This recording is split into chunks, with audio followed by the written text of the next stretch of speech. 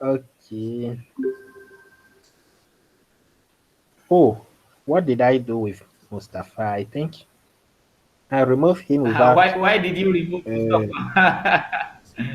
yeah, let me just call him. Uh, okay, so I think now the recording just started. So I think Gideon, time is yours. You can just Yeah, go yeah, on. yeah. Thank you. Can you see my screen now? Yeah, we do. We can see it. Okay, so all right. As you know, I'm Gideon from EMS. Okay, so now we are going to talk about material perceptron. But I don't want to make it difficult. I just want you to understand, to make sure that you really understand perceptron. Okay, so basically when they say material perceptron, it's similar to neural network, but fully connected. Like you see, most of you are used to this structure just even by seeing pictures, but this is like fully connected neural network. Okay, it might be for classification task or regression task, but generally, to be able to understand neural network, you need to understand perceptron. Okay, so looking at perceptron itself, perceptron is just for classification, like a binary classification. To say one thing is here or here, you understand binary classification. You have two classes. You want to know if your example belongs to particular class, either class A or class B, or one or zero or one minus one. That is the idea behind perceptron. But now, why do we need to make kind of material perceptron, or why do we need to combine many perceptrons? Okay, so when you have perceptrons, it will be able to learn like when your data are linearly separable. You understand linear, like you can get a line that separates two classes. That's when perceptron will work. But if you want to learn kind of complex function, okay, like in a linear, in that case, perceptron will not work. So in that case, you need more complex function. You need to include nonlinearities. Okay, so now I'm going to start explaining perceptron, then we will combine perceptrons to make a neural network or material perceptron. Okay, so you should be able to understand perceptron very well. If you understand perceptron and material perceptron, that means you'd be good at neural networks and deep learning in general. Okay, so what we do with the perceptron, let's say you have tabular data. You understand, like I have, let's say, data, let's say 4 features and 200 examples. I will take one example at a time, okay? Fit that example is like this x1, x2, up to xn. Okay, what I will do, I will learn weights like if you look at these weights you can take it as a vector. So if I take this vector, multiply with the feature at time and make a weighted sum. In that case, so how can I, to explain it clearly, you take an example, multiply example with the weight vector, the results you weighted, you just sum the results, okay, and then pass through activation. That's how perceptron works. Then you look, is the class correct or not correct? That's the simple idea behind perceptron. Okay, let me try to show like by using data. Okay, let's say you have this data. This is like a pandas data frame. You will take this vector, okay, multiply this vector with another vector that you will learn, okay. Then the result that you get, you will add the bias, okay. After adding the bias, you will pass through the activation. Then from activation, you will see, am I making good prediction or wrong prediction? That's the idea behind perceptron. I hope it's now clear. Take Sir, example. no. Hello, Okay. please. I don't Okay. understand what weight mean here. What? Because I saw, Oh, like, I okay. tried some code. And I saw where you can impute the weight function. Yeah. Okay, so basically weights refers to parameters. Okay, I have an example here. I think it will be more clear. Okay, so that means you are learning a function. That function will be represented by weight. You are learning a function that will help you to classify your examples. But listen, on perceptron, you fit one example at a time. You do not fit the whole data at the same time. This should be more clear. Look the update load. I don't want it to be mathematical. I just want it to be very, very clear. Okay. So let's say at the beginning of training, all the weights are 0. This is 0, this is 0. All the weights are 0. Okay. Oh no, let me take random. Okay, random numbers. So you understand random weight will not be able to classify, or even the results will be bad. Okay, so this H represent this activation function. Okay, like you know when you have a step function, if the input is negative, it will output 0. Otherwise, it will output 1. That's the idea behind step function. Okay, so this I refers to one example. Okay, so let's say you have a table of data. So if I say I equal to 1, that means the first law. I equal to 2, second law. Okay, so I will take the first law. Okay, after taking the first law, I will multiply it with the weights. The weights, you remember I told you, but at the beginning the weights are random. After multiplying it, remember this is supervised problem. I already know the label of my example, the one I took like this. I already know the target, if it is 1 or 0. Okay. So I will take the example, multiply with the weight, multiply with the target that I already know. Now I will pass through activation. Okay. Now from activation, I might get either 0 or 1. That means if I get 1, this value will become 1 minus 1. It will be 0. The whole thing will be 0. That means if your weights are making good prediction, you will not update, because W will be equal to W. All these quantity were 0. You will not update. Okay. But if this quantity is not 0, this quantity, okay, you understand H, the step function can either give 0 or 1. If H gives 0, it will be 1 minus 0. In that case, my W will be equal to WT plus YIXI. I think now it's clear how perceptron makes update. That means you will take an example, multiply with the weights, add them.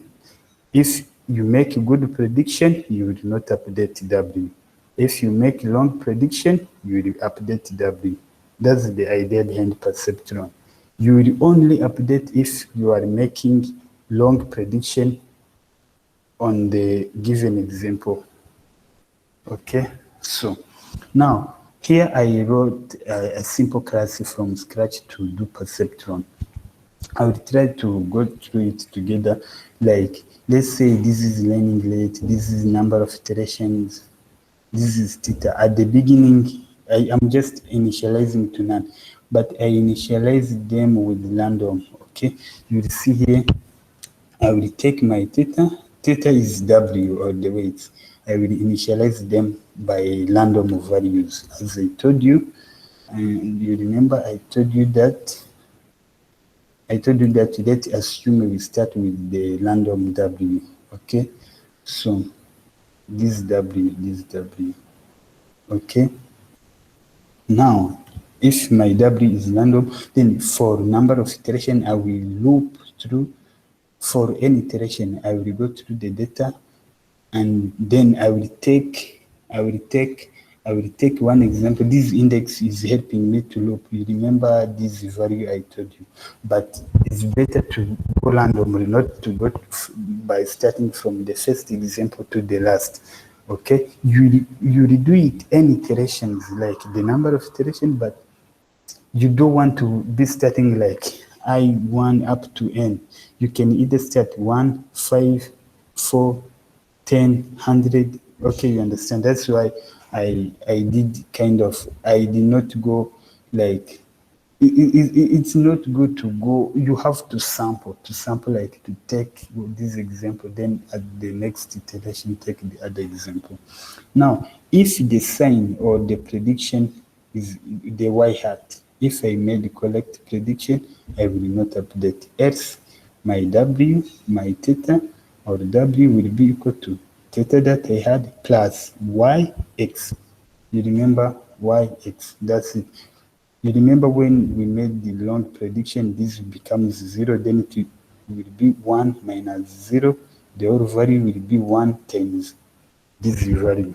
That's it. Okay, now for prediction, you just take w, okay? You just take w and multiply with the x. That's it. Then you look at the sign. I will just use the sign because sometimes you need to use minus 1 and 1. But you know, using 1 and 0 is the same as minus 1 and 1. Here, the accuracy, for the accuracy, you just look at the correct prediction and the number of correct prediction with respect to the total number of examples. That's it. I hope now it's clear. Okay, now here is an example. I had 4 features, okay, and target. Okay, yeah. Now, just here I only showed 6 examples, but you can look at the whole data. I think it had like 200 examples. Okay, now how training works, you have seen the code. Take one example, fit it. If you make good, if you classify it correctly, do not update. If you misclassify, update. Okay. Here I trained it on 300. Here before I train, you see the parameters were none. You remember that's how I initialized them. But after training, you see it has learned parameters to do that classification. Okay, now the accuracy was 1, but it was 1 because my data were linearly separable. So they were simple just to help you understand how perceptron works. This is perceptron. Now we are going to stack them and make multi-layer perceptrons. Okay. Now multi-layer perceptrons. Multi-layer perceptron is just the same as perceptron. If you look at these, okay, you will find that it's the same as perceptron. If I come back here, it's pretty much similar, okay? But don't look at this W. Look as if I took this direct here, because this W are like the weights of the connections. Okay, so you will find that a multi-layer perceptron is as if I have many nodes. Okay, I have another node here and I connected everything to that node. That's why they even call them full connected, because every node is connected to each other node. Okay, so now that's how it works. The first layer, we call it input layer. The other layer are hidden layer. Then sometimes they count from the beginning as first layer, but there is no kind of like agreement on where to start. But this could be input layer or the other hidden layer, then the last one output layer. So if you look at multi-layer perceptron, you will find that it is kind of series of functions. Okay, you will find that the output from this guy will be the input to the other guy. If you did like simple algebra in mathematics, you know this. Like the output from the first layer will be the input to the second layer. Okay, let's say this is my input. I will pass it through the first layer or the first function. Okay, then the output that I will get will be the input to the next one. So you see, it's just a stack of functions. That's it. Okay, but the way we stack it, since you want to learn like complex function, okay, we will put in nonlinearities. Like from this function, before I go through the other function, I will put in nonlinearity. Nonlinearity might be, we call them technically activation functions, such as ReLU or sigmoid, tanh. There are a lot of them. Okay, so now look at the idea. I want to make it very simple. You used to determine like forward pass and backward. Why do we do this? Okay, when we have multi-layer perceptron, to be able to update the weights. Okay, you understand? You have seen in perceptron, I initialized my weight to W. So even in multi-layer perceptron, you can use same approach. And initialize your weights to random values. Okay, but after making wrong prediction or correct prediction, you need to be able to update and do it number of iterations. Okay, this is the idea. I have my data. This is like a table. Okay, this is a matrix. Okay, in MLP, you can fit a matrix immediately. I will show you why. Okay, I have my X. It will pass through the first layer. Passing through the first layer is like taking your X, multiplying with W. I will get the hidden representation, which is X1.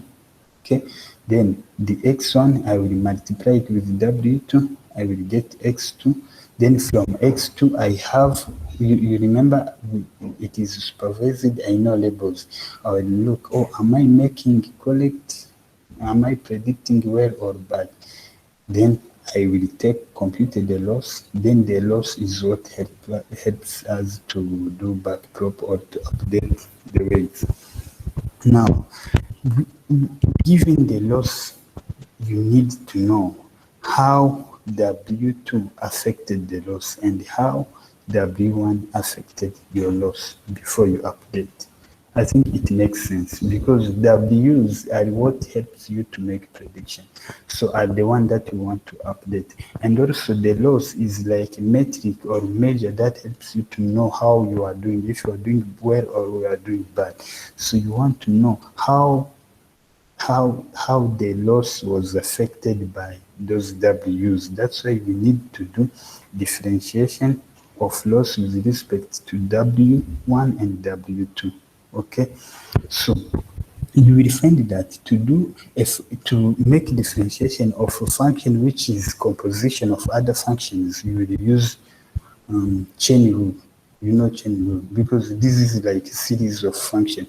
If I'm going to differentiate a function which is a series or composition of other functions, I cannot do it implicitly. I would need to make chain rule because this loss was dependent to X2. So before I differentiated the loss with respect to W2, I will need to differentiate it with respect to X2. Then X2 to W2. That is it. For W1, same idea. Loss to X2, X2 to X1, X1 to W1. Then to update, you understand the gradient is value. To update my W, I had initial W, okay, or the one I initialized, I will take that one minus, this is learning rate plus the gradient that you computed here. Here we have example to make it more clear. Let's say you are doing regression. When you are doing regression, okay. Hello, please. Yes. Please, what does the learning rate signify here? What do we use learning rate for? Oh, okay. So learning rate is like, I want to give you an example. In these things of optimization, let me show you convex function. Okay. Go to image. Okay. So let's say I have this function. Okay. I hope you can see my screen. Okay. If I have this function, so when we are finding parameters, we want parameters that will minimize the loss. Assume this is our loss function.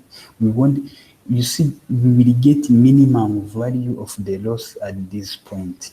Okay, this is where loss, our function will be minimum.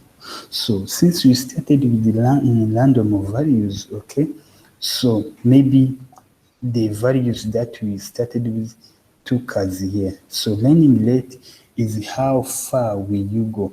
Like from, let's say my W took me here, but I want to go here. Okay.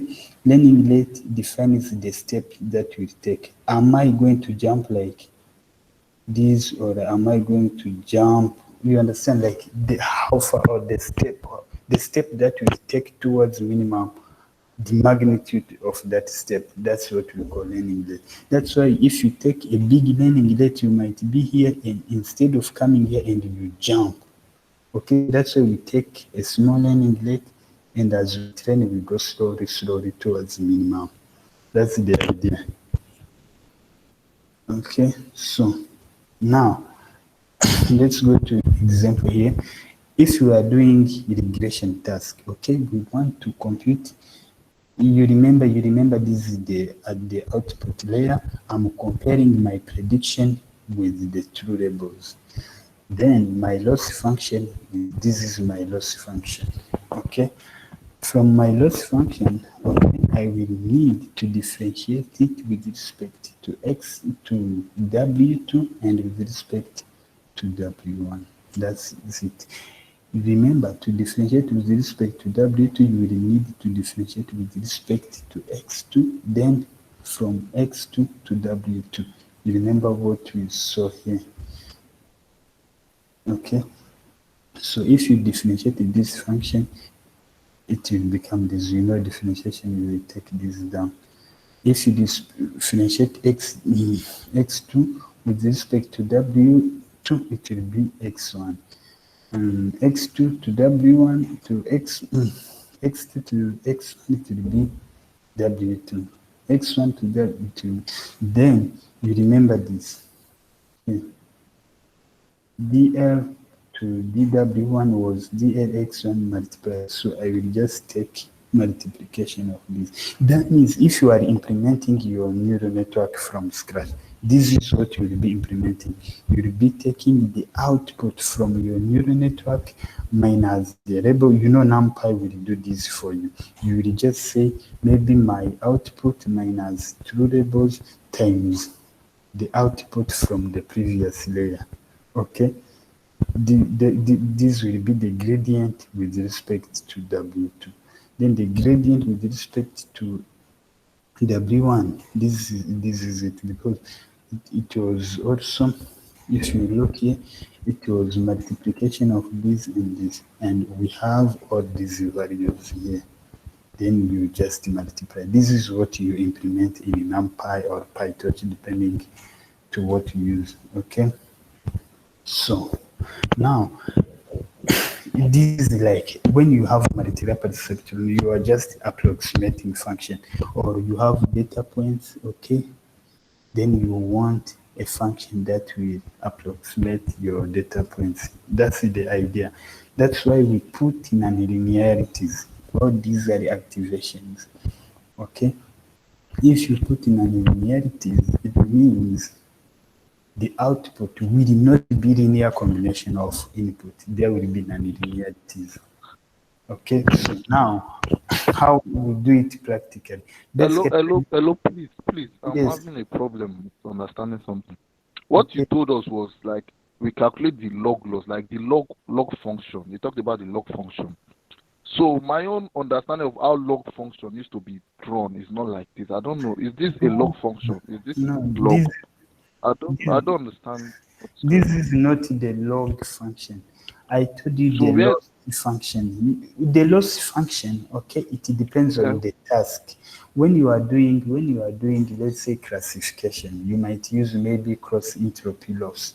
But when you are doing regression, you might use mean square loss or mean absolute error loss. So what you do, okay, from here the output, let's say you pass it through your neural network, then you are at the output layer. Basically, this point, that's where complication comes. Okay, if you are at the output layer, you need a evaluation metric or to compare how you are predicting with the correct label, or you need to compare your prediction with correct label.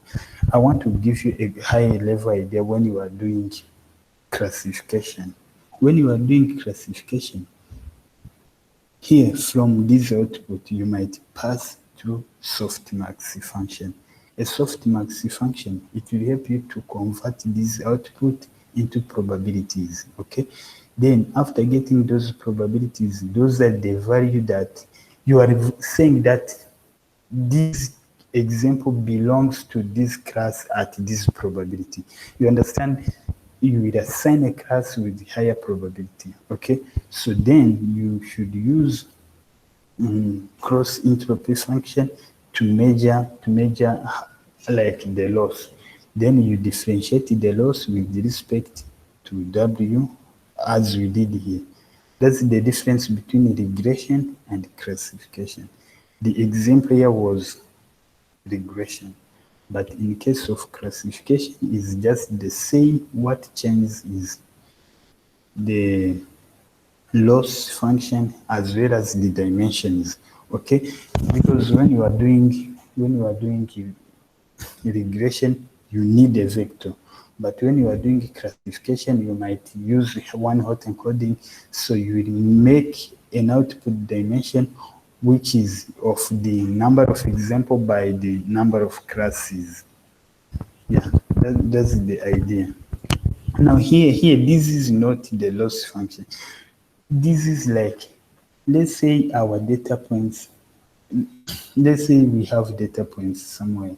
We we want a function that can approximate, okay, how just this was to show a multi-level perceptron can approximate a continuous function. That's it. There is no other point behind it. Like, it's to show as you stack more layers, you can approximate a function of any order with multi-layer perceptron. Okay, now in sklearn, basically when you are doing competitions, you will use sklearn or PyTorch or TensorFlow.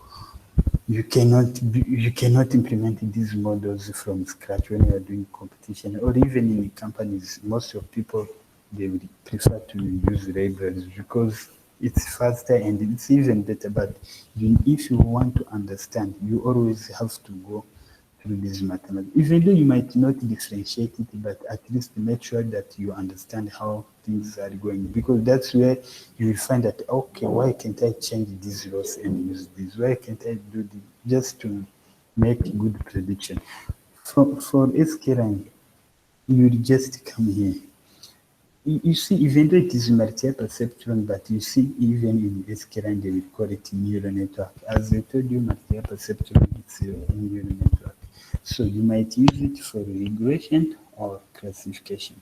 If you are using it for regression, you will use NLP classifier. For, I mean, for classification, NLP classifier. For regression, NLP regression. Let me show you for regression. Okay, always before you use the library, it's better to read documentation. To come here and read all these, like, you see, they are not even too much, very few. You just come and look, okay, the sklearn multi-layer perceptron classifier, you look at the parameters that it should take, hidden layer size, or the dimension of the, this dimension, the number of nodes. Okay, this is what they call hidden hidden layer says. The activation, you remember I told you activation server is either how we will minimize the loss alpha. When you don't get it clearly, you just come here and look, did that documentation. Like you see the hidden layer says should be a tuple. Okay, a tuple of your neural network -2. Why -2? The way in sklearn they define, they will not mention these dimensions. Okay, so for example, if I want to create this neural network in sklearn, you see this image. In this parameter, at this parameter of hidden layer, I will pass a tuple containing 1, 2, 3, 4, 5, 5, comma 1, 2, 3, 7. Okay.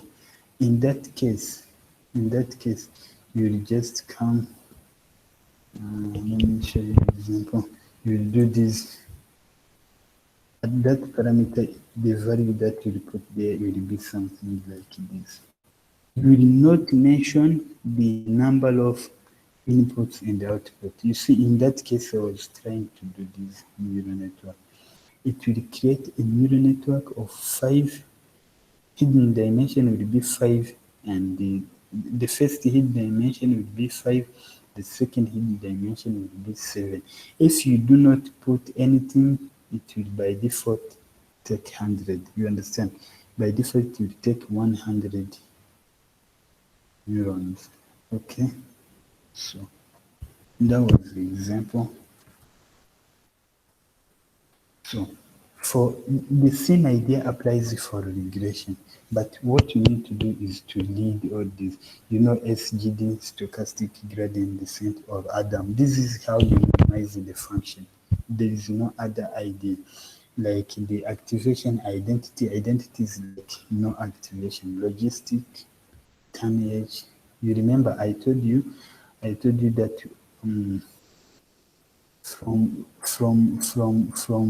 from the output, you always have to pass through the activation. So that's what they are saying there. Okay. Here. Okay. That's what they are saying here at the activation. So you see, when you are, let's say you are doing a data challenge or a competition, so you might be using this. If you read a library, you find, oh, okay, why can't I use tonnage? Why can't I use logistics? Depending on the task that you are doing, you will immediately come and explore all them. But if you don't read the library, you will be using default all the time, Relu. But sometimes other activations give good results than the others. And even this method, I like. Personally, I like Adam, but even sometimes SGD is better. And yeah, like there is another parameter that I like is tall. Yeah, this it will when this is the tolerance. You specify the tolerance. If the model is not updating, why should I keep training while the model is not updating? Then it will stop immediately. All the parameters you have to read and modify them depending on the task that you are doing. So for both classification and regression. Okay, so now let's look at example. I tried to do one example on both classification and regression to make it more clear. Let's say you have this data, and after doing feature selection and data preprocessing, your data became like this. Okay, you have 1, 2, 3, 6 columns. This is like your labels. Okay, you understand my neural network, the first layer or the input dimension will be 6. Okay, but the output dimension will be the depending on the number of classes. Here I have 2 classes. Okay, so here I will come and import from sklearn.neural network import NLP classifier. You see, if you look at here, sklearn.neural network, if you go to the source code, you can even look how, if you are familiar with Git, you can look how the library is structured. Okay, so I will just import it from sklearn. Here, this train test split, just to split your data. Now here I'm creating a neural network. I think it's clear now then my model how it looks. You see, I did not specify 6. Look careful, because I know most of people, they make this mistake. They think that the first value here is the dimension of your input. No. In sklearn, it will figure out the input dimension from the data. So what you will do, you will just specify your neural network. You don't need to mention this dimension. You need to mention the hidden dimension that you need. Even the output dimension, it will figure it out itself. Okay? So now what I did was the maximum iteration, alpha, SGD, all these are parameters that you need to define depending on your task. Okay, now to train it, you will just call your classifier.fit. Classifier was how you see we named the object of this class that we created.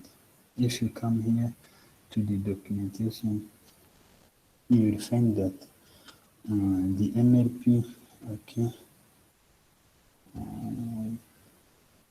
the fit function, the fit method will take the data. You see, this X is the input data, Y is the target values. That's it. Then it will return a trained model. After learning this, okay, here this was my accuracy. I just measured the accuracy using this function from sklearn. Yeah, this is it. Now looking at model parameters, you remember how I defined my neural network? The data dimension was 6, like the number of features. You see, it has created a matrix that would take you with dimension 6 to 64. Okay, I hope this is clear, because this is very important. Because you see how I defined my neural network. I only defined 64, 128, 32. Like it was 64, 128, and the other one was 32. Okay, then sklearn, if you look at here at the parameters, you'll find that why did it put 6? Because my input data, I had 6 features. 6 features, these are the hidden dimension. You see 6 to this to this, then to the output. The number of classes, I had 2 classes. Now for MLP regression, same idea applies. Let's say I have these features. Okay, I have 10 features in the target. You see, these are the regression. I will need to import MLP regression from. Okay, let me go to MLP regression. Yeah. Just MLP regression is pretty much similar to MLP classifier. Okay. After importing it, Xtrain, Y-train, test, this regression. You see, I also defined the neural network, which was pretty much similar to whose dimension was same as the one I used in the previous example. Okay, this was accuracy. Basically, this accuracy is too high. So maybe I'm overfitting the. Yeah, because this data was not too complex as compared to the model. You see, a model with 120 dimensions. Imagine all these are hidden layers. It is a really big model. That's it. And I also trained it longer. Yeah. All these are parameters that. Hello, please. Yes. Sorry to interrupt. I No apologize, problem. please. Yes, you in the classification you specified the tolerance. I saw it was something like 0.000. That means like even if there's a little change, as little as possible change, just to keep training. That's the idea I'm thinking it means here. But so how does this stop? How does this stop working? Because I'm seeing that the accuracy here is not still very good. So I don't know how did it decide to stop training? Okay, sure. Let me show you how it works. Look at this event. Tolerance for the optimization when the loss or score is not improving. Okay, you understand? You as you train, you are computing the loss, but your loss is not improving. That means you are not learning anything. So when it is not improving by at least the value, that value you define your tolerance for n iteration number of change consecutive, like at this iteration the loss I have, it did not improve for the n iteration, and in all those iterations, okay, the loss was less than my tolerance. So in that case, I can stop. I think it makes sense. Like, let's say I'm training for 300 epochs. I mean iterations. So for n iterations, if my loss did not improve, okay, but it did not improve as compared to this value, okay, so I should stop. That's the idea behind this tolerance.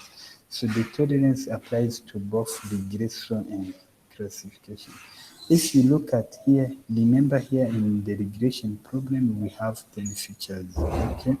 So since you have 10 features, that means I want, okay, yes. If we look at model parameters, it will be 10 by.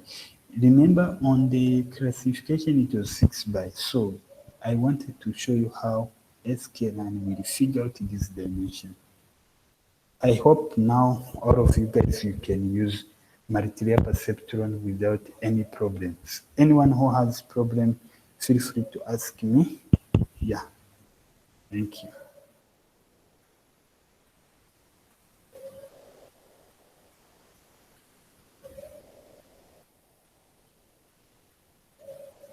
Yes. So, any question? I, I know Emmanuel was asking questions during the session, so I don't know now if he has any other question. But other guys, please. Yeah, thank you, Emmanuel, too, for like the kind of guidance, the kind of question. It's like helpful to get the whole things. So, the others, guys, I know multi-layer perspective is like the way it's presented, but I think you have the code and you have the mathematical things. I know there is a lot of mathematics, but I think Gideon also did his best to like summarize everything to give you only the important information. Yes, but the mathematics I saw here is like more likely algebra, and I think linear algebra. So like yeah, the kind of knowledge you need in function. So what is the input of the function? So the input and the output. So like I think you will like look at the recorded video again, and yes, maybe like you will understand more. So generally, when we don't have question, this could means like two things. So the first one is you understand everything very clear, and the second is you are not understanding anything. So I hope that you are all in the first case. Like yeah, but don't worry. So this is like yeah, The problem I had was Gideon saying that it was basic in algebra. Like that was partial differential and then function inside function. How will you call it? I don't understand what to say there. That is really annoying for him to say, seriously. Like I don't even know what to say, seriously. don't worry. Yeah. Don't worry. So I know it's like yeah, it's basic algebra. He's talking like the way he's compare it with the things he used to do. So no, don't worry about this part. So I think yeah, but you did really well, I think, by asking the question and like following up. So you know, most of those things, the machine learning things, at least me, for example, even in 2017, I think I have been introduced it, but the way I did after is like search learning and self learning. So like you have the resources on internet, you just have to go and look at the things, and from what he give, I think it's a good starting point, and then you will like just make a lot of research to see, yes, how could you actually, because I know you will need that in next week is Cindy. Yes, you will have Cindy and Kaggle competition. So I know that we'll need those things. So what I advise is that you go and like you search more about those things. If you have questions, you could reach out him or me or one of the tutors. So all of them are from AIMS, and you have this chance to today. Yes, and Deborah, you was asking about Deborah. I think she's here. She's there Please, now. we need another session on TensorFlow because I know exactly something like this is in TensorFlow to the stopping rate and the tolerance too. So please, Yeah. your own still you again. Thank you. Okay. So, Deborah, do you want to say something? They was asking about you. Where was you? I don't know. Oh, okay. I don't know what was it. I'm sorry that I wasn't available then. Good afternoon, everyone. Yeah. Yes, I told them you were busy working on something else, but they want to hear it from you. So I think you could just tell us like, yes, they could just continue. Advise them like, Okay, Deborah, please, I have a question for you, please. yeah. In our model, are we going to give the user the opportunity to input the data by themselves, or they're just going to just be specifying what they want? Yamabe was saying something like we should give them the ability to input, and I don't understand how I'm going to use AgPass to give them like to pass them the data. I don't understand how I would do that, please. Am I going Are you asking with regards to the challenge that you're working on, or something else? The challenge you are working on. Okay. Is it? Will I give them the opportunity to enter the data? Yes, like will I give them the power to like use any data, like then solve the problem that like any problem they want to solve. That is I don't think they can just use any data to come and like based on the model you develop, because whatever you build is based on certain columns, right? So if the person goes to bring in data which you don't have the exact column, certainly it will throw an error. Yeah, definitely. But Yababel is saying we should make it that the user can input the data themselves, like any data. No, you can't just I'm not. I think it's like in the process of when you write a code. For example, like when you are producing a function to actually solve a question or to analyze some data, the function will just take like some input and give you some outputs. So I think Yabi things is to like make sure your work, your code are like applicable to another data set, like the most easiest way possible. Like if you manage to do it with this data, you just make sure if another person like the client, for example, if they take another data, they could just replace the columns and the things, and it should work.